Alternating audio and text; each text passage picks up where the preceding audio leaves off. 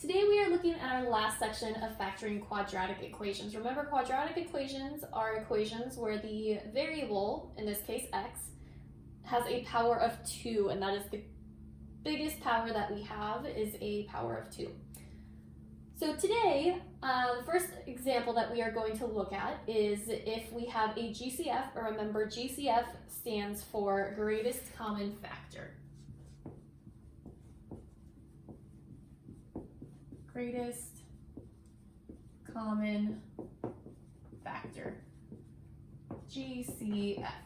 So what we want to do here is we want to look at our coefficients. So the numbers that we have are A, our B, and our C. Here we only have an A, right? And we only have a C. We don't have a middle term. So we are also going to look at what do we do if we don't have a middle term. But first off, we want to look at our coefficients, all of our numbers, and see if we have a common factor with those so that we can factor something out. Because if we can make this more simple, if we can just factor out a common number from the regular, just the coefficients, what we can do is we can make this a little bit more simple on ourselves.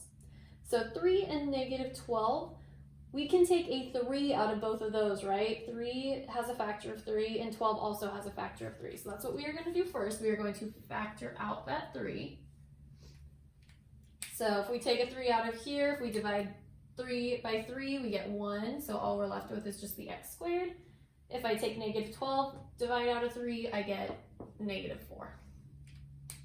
So our first step is just to factor out any common factor that we can. Now what we're left with is we have this inside part, right? That is our quadratic that we now want to continue to factor.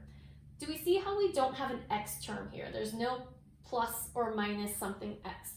So what we want to do if there is no middle term is we want to add that in as a 0x. So what we're going to do is we are going to keep our 3 out front for now, and then we are going to have x squared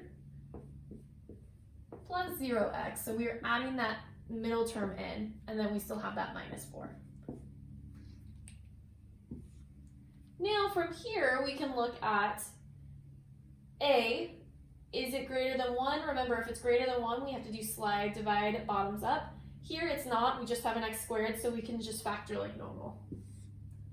So we want to look at, remember our C goes on top of that x, we want to look for two numbers that multiply to be negative 4, and add to be 0 this time.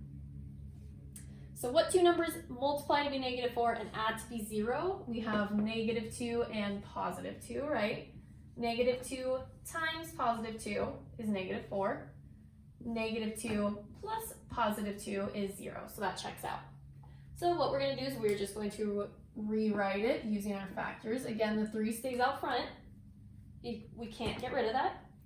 And then we have x minus 2, because of the negative 2, times x plus 2, because of the positive 2. And that is our official factored answer.